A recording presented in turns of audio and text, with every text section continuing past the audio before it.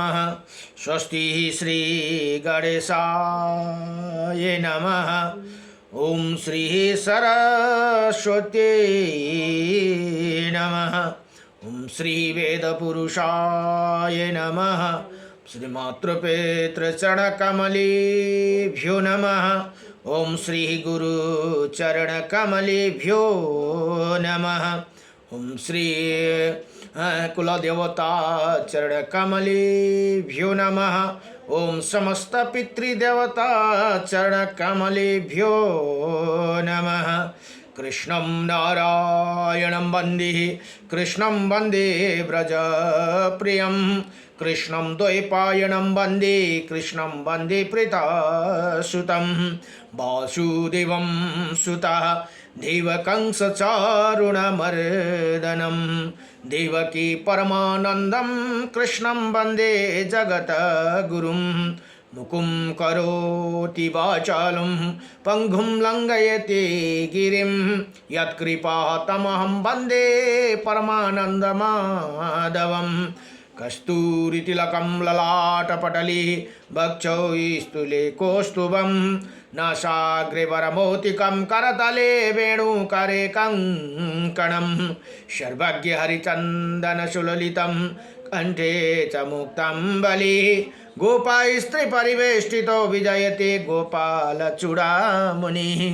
भित्रको हल्ला आए सबै। ओम नमो भगवते वासुदेवाय। जय जय श्री राधे। जय जय श्री राधे मेरी स्वामिनी। मैं राधे जो के दास जन्म जन्म दीजियो मोहे श्री चरण को बस। जन्म जन्म दीजियो मोहे श्री वृंदावन को बस। नारायणं नमस्कृत्यं नरं चैव नरोत्तमं देवीं सरस्वतीं व्यासं ततो जयमुदीरयेत्। ओम श्री परमात्मने नमः। गुरुर्ब्रह्मा ओम गुरुर्विष्णु गुरुदेव महेश्वर गुरु साक्षात् परम ब्रह्म तस्मै श्री गुरुदेव नमः। खंडमंडलकारकं व्याप्तायनं चराचरं तत्पदं दर्शितं येनं तस्मै श्री गुरवे नमः। अतः श्री विष्णु अष्टविंशति नामं स्तोत्रं। श्री अर्जुनोवाच किं नु नामं सहस्राणि जपते च पुनः पुनः यानि नामानि दिव्यानि तानि चाक्षुषा केशव। हे भगवान केशव, मनुष्य बार बार 1000 नाम जप क्यों गर्दछन्? उसको दिव्य नाम को वर्णन गर्नुहोस् भनेर यहाँ प्रश्न गर्नुभयो भने श्री भगवान कृष्ण भन्नुहुन्छ श्री भगवान उवाच मत्स्यं कुर्मं वराहं च वामनं च जनार्दनं गोविन्दं पुण्डरीकाक्षं माधवं मधुसूदनं पद्मनाभं शास्त्राक्षं वनमालिहलायुधं गोवर्धनं हरिकेशो वैकुण्ठं पुरुषोत्तमं विश्वरूपं वासुदेवं रामनारायणं हरिं दामोदरं श्रीधरं च वेदंगं गणरोध्वजम् अनंत कृष्ण गोपालं जपतो नास्ति पातकं गावं कोटि प्रदयनस्य अश्वमेधस्य च कन्यादानं शास्त्रं फलं प्राप्नोति मानव अमावास्य प्रणयमस्यम् एकदशं तथैव च संध्याकाले स्मरे नित्यं प्रातःकाले तथैव च मध्याह्ने च जपे नित्यं सर्वै पाप प्रमोच्यति। यहाँ भन्नुहुन्छ श्री कृष्ण हे अर्जुन यी जपमा 28 वटा नाम छ। यी जप गर्ने पुरुषको भित्र पाप रहँदैन। उसले 1 करोड गौदान गरेको फल प्राप्त गर्छ भने 100 अश्वमेध र 1000 कन्या दान गरेको फल प्राप्त गर्दछन्। औँसीमा पूर्णिमा तथा एकादशी तिथिको नव प्रतिदिन सन्ध्या भनेको बेलुका, प्रात भनेको बिहान एवं मध्याह्न भनेको दिउँसो यिनै तीनै समय यो नाम स्मरण पूर्वक जप गर्यो भने सम्पूर्ण पापदेखि मुक्ति हुन्छ भनेर यहाँ बताउनुहुन्छ। नमो भगवते वासुदेवाय। नारायणं परम ब्रह्म नारायणं परम तप नारायणं परम देव सर्वनारायणं सदा रामाय रामभद्राय श्रीरामचन्द्राय देवाय वेदसे श्री रघुनाथाय नाथाय सीताय पतये नमः। लक्ष्मीनाथं समारंभा रम्भं राथाय मुना मध्यमम् अस्मदाचार्य पर्यन्तं वन्दे गुरु परम्परा। ओम नमो ब्रह्मदेवाय च गो ब्रह्महिताय च जगद्धिताय कृष्णाय गोविंदाय नमो नमः। हरि ओम। आये काछो इस जगतमः सबले लिनु हो हरि का नाम मुदास योगनाथ को शबम राधे राधे श्याम। जय जय लक्ष्मी नारायण भगवान को, जय जय राधा रमण भगवान को, जय जय कैलाशपति महादेव को, जय जय श्री रामचंद्र भगवान को। हर हर हर महादेव शंभो। ओम नमः ओम श्री परमात्मने नमः। रायली श्री मत्स्य महापुराण अध्याय उदयसन। आज मत्स्य महापुराण में जम्मा 14,000 श्लोक छन् भने 14,000 श्लोक छन् भने 291 अध्यायले परिपूर्ण भनेर यहाँ बताइएको छ। र 140 को यो ठुलो अध्याय भएकोले गर्दा यसको आदि मैले अस्ति नै भने देवता और दानवका भीषण संग्राम, नन्दीश्वर द्वारा विदुनमालीका वध। विदुनमाली र तारकाक्ष यिनीहरू दाजुभाइ थिए, तारकासुरका पुत्र हुन्।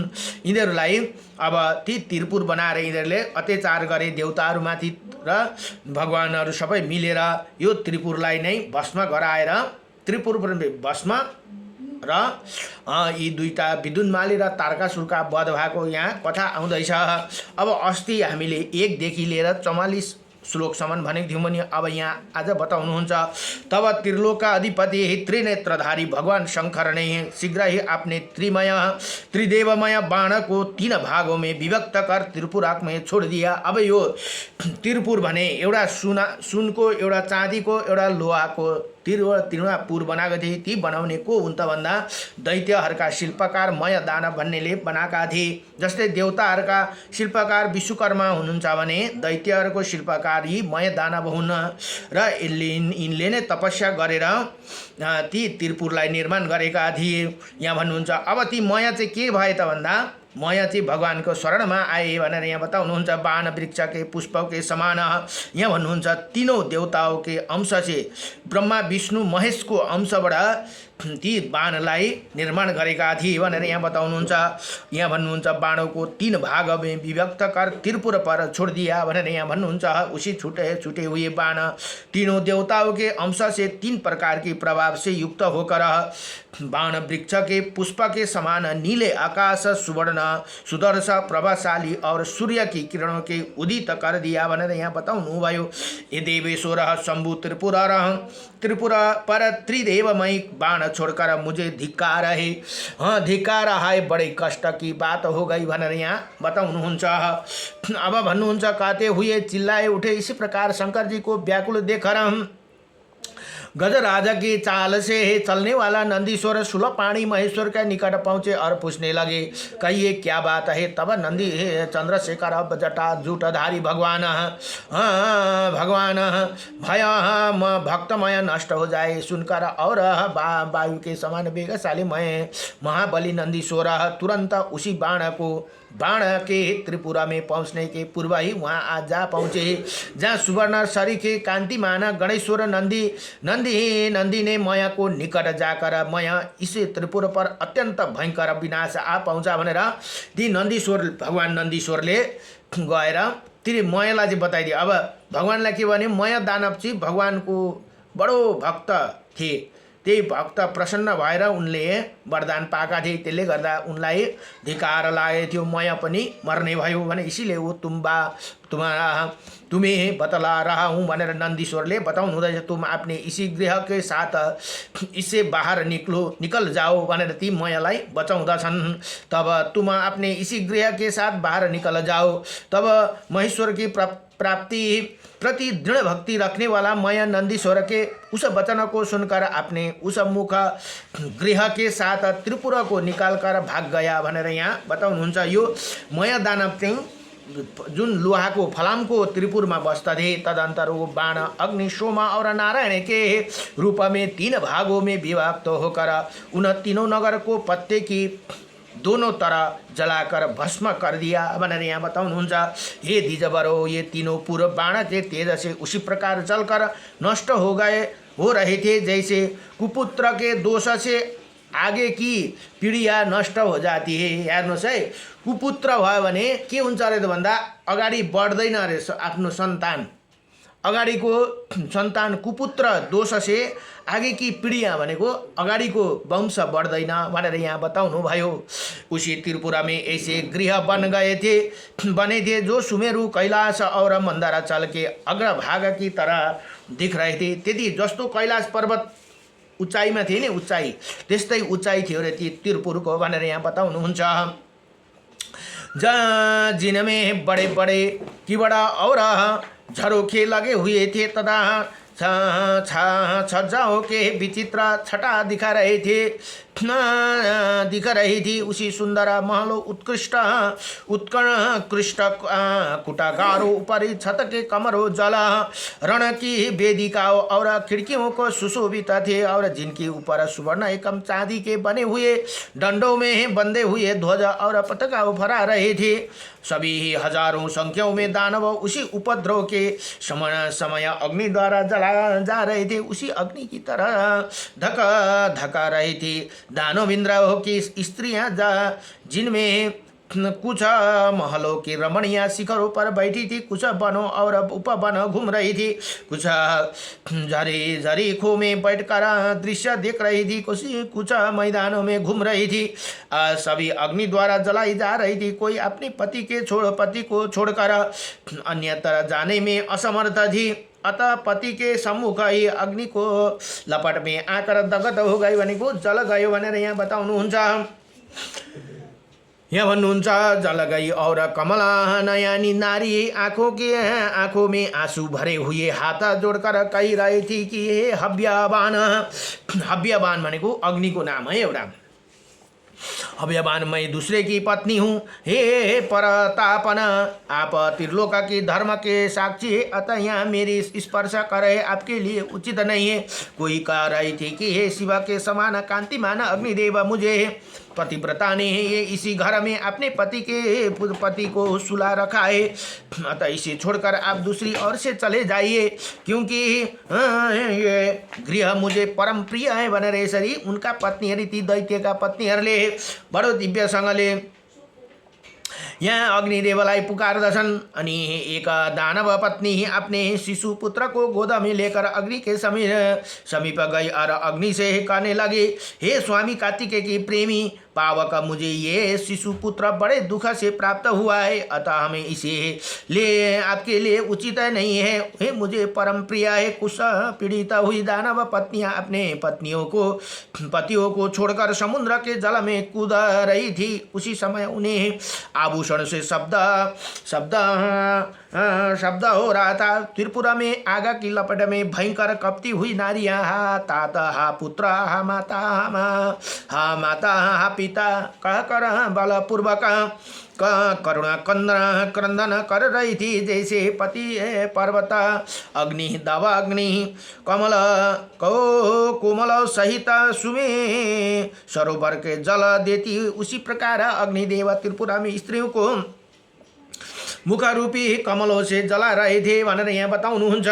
अब भन्नुहुन्छ जिस प्रकार शीतकालीन तो तुषार राशि कमला में भरे हुए थे सरोवर के कमल में नष्ट दिख रहे थे, उसी तरह अग्निदेव त्रिपुरा निवासी नारियों के मुख और नेत्र रूप कमलों से जला रही थी। त्रिपुरा में बाणों के गिरने से भयभीत होकर भागती हुई अत्यंत कोमलांगी सुंदरिया करधनिया लड़के और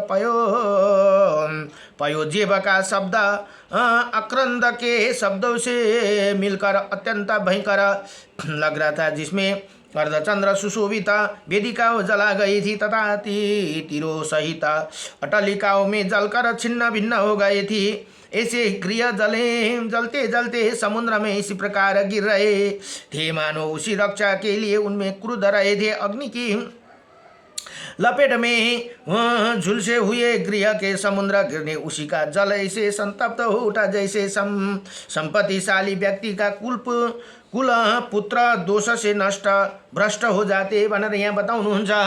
उसी समय समुद्र में चारों ओर गिरते हुए गृह की उष्णता के खोलते हुए जल में तूफान आ गया, जिससे मगरमच्छ, नाग, तिमी, गिला तथा अन्य जल जंतु समस्त संतप्त होकर भयभीत हो उठे। उसी समय त्रिपुरा में लगा हुआ मंदराचल के समान उच्चा परकोट का फाटक सहित उसी उन गिरते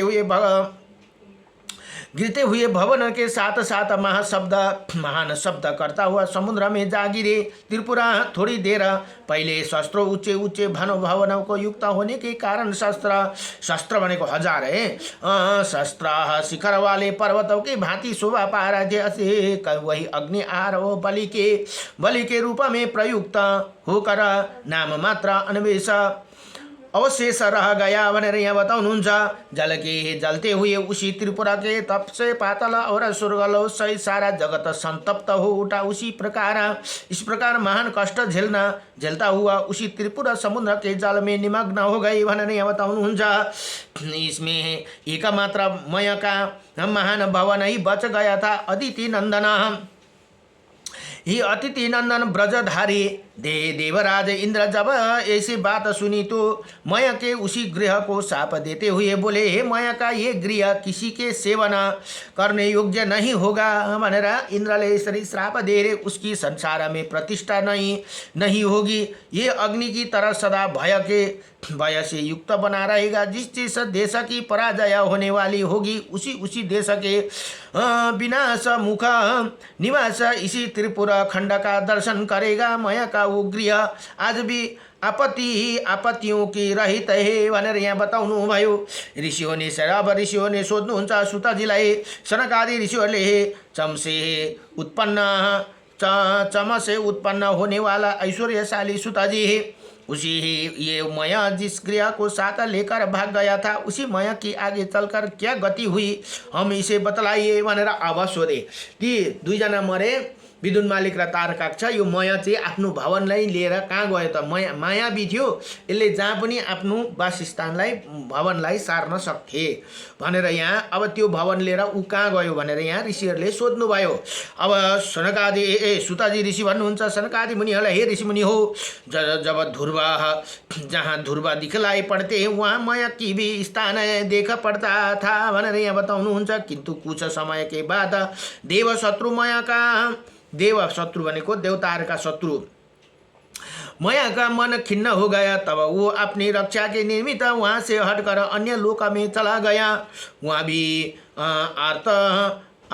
आर्तोमा नाम का तपो आर्य नाम का श्रेष्ठ देवता निवास करते थे। परंतु अब माया में वहाँ से अन्यत्र जाने की शक्ति न रह गई भनेर यहाँ रह गई थी।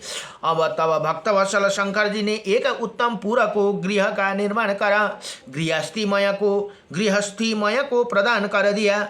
ये देखकर सहस्त्र नेत्रधारी इंद्र शांत हो गया। तत्पश्चात उन्होंने महेश्वर की पूजा की। उसी समय सभी देवताओं ने पूजित होते हुए भूपति शंकर की स्तुति की। तदंतर देवताओं ने और गणेश्वर द्वारा प्रधान गणेशाधिपति महेश्वर की पूजा होते देखकर देवगण हाथ उठाकर हर्षपूर्वक जय जयकार अट्टहास और सिंहनाद करने लगे।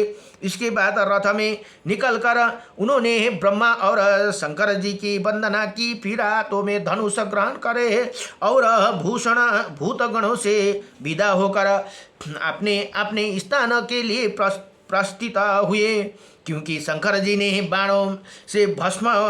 बाण से भस्म हुआ त्रिपुरा सागर में निमग्न हो चुका था। जो मनुष्य विजय प्रदान करने वाला इसी रुद्र विजय का पाठ करता है वो भगवान शंकर के सभी कार्यों को विजय प्रदान करते हैं। जो मनुष्य पितरों की श्राद्ध के अवसर पर इसे पढ़कर सुनाता है उसे संपूर्ण यज्ञों का फल प्रदान करने वाला अनंत पुण्य की प्राप्ति होती भनेर यहाँ बताउनु भयो।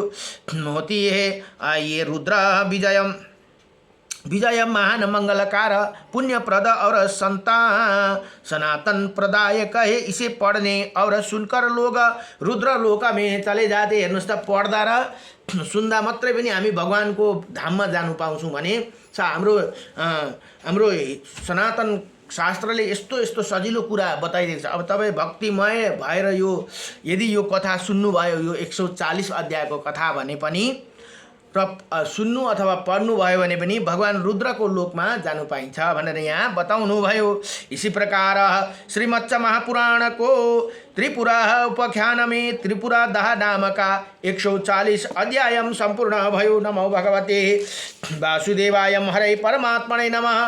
प्रणतः क्लेशनाशाय गोविंदाय नमो नमः। सच्चिदानंद रूपाय विश्वोत्पत्तादिहेतावेत्रापत्राय विनाशाय श्रीकृष्णाय वयं नमः। श्रीकृष्ण गोविंद हरे मुरारे, हे नाथ नारायण वासुदेवं अनंत वैकुंठ मुकुंद कृष्ण गोविंद दामोदर माधवेति। नमो भगवते वासुदेवाय। अब भोलिको प्रसंगमा 141 अध्यायमा अब पुरुरवा सूर्य चंद्र के साथ समागम और पितृतर्पण पर संधि का वर्णन तथा श्रद्धा भोजी पितरों का निरूपण भनेर यहाँ बताउनु भयो। अब यी राजा पुरुरवा पनि को कथा अस्ति पनि योभन्दा अगाडि पनि पुरुरवाको कथा बडो दिव्यसँगले आयो। अहिले पनि भोलिदेखि पुरुरवाका सूर्य चन्द्र के साथ समागम मिल्नु भनेर यहाँ बताउनुहुन्छ। नमो भगवते वासुदेवाय। ओम नमो भगवते वासुदेवाय नमः।